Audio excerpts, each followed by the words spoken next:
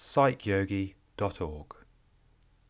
The confirmation bias, also known as the my side bias, is an error in human thinking that leads to a person only considering evidence which favours their hypothesis.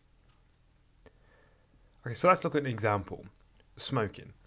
Now, suppose there's a person who is a smoker, and despite a great deal of evidence to suggest that smoking is detrimental to our health, the person believes that smoking is in fact good for them specifically.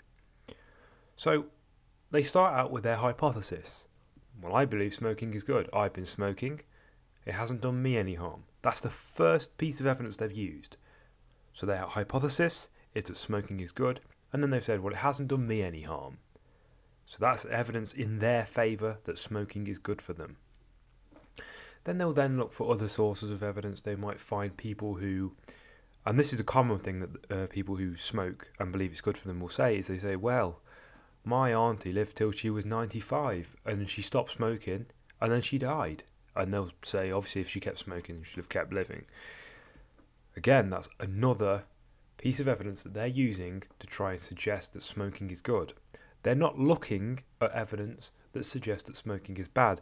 Evidence or ideas like if every cigarette you smoke takes off 4 minutes of your life, or the overwhelming evidence that shows smoking is linked with increases in cancer.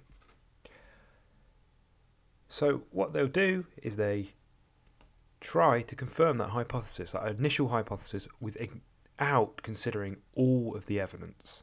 Most people will do this in many things in life. When the confirmation bias is present, the person will only consider evidence in favour of their hypothesis, so that smoking is good, and they may ignore or dismiss evidence that smoking is bad. Okay, so another example is the stock market. This is a very common place to find evidence of the confirmation bias in people who trade the stock market.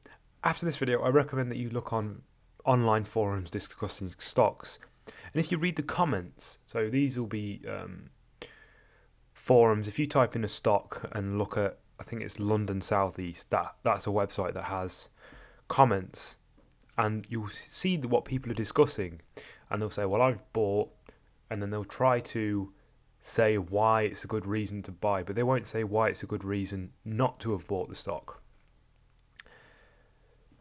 So they've tried to justify their decision of either buying or selling a stock by typically only considering a few pieces of evidence that work in their favour. They try to avoid evidence that doesn't work in their favour.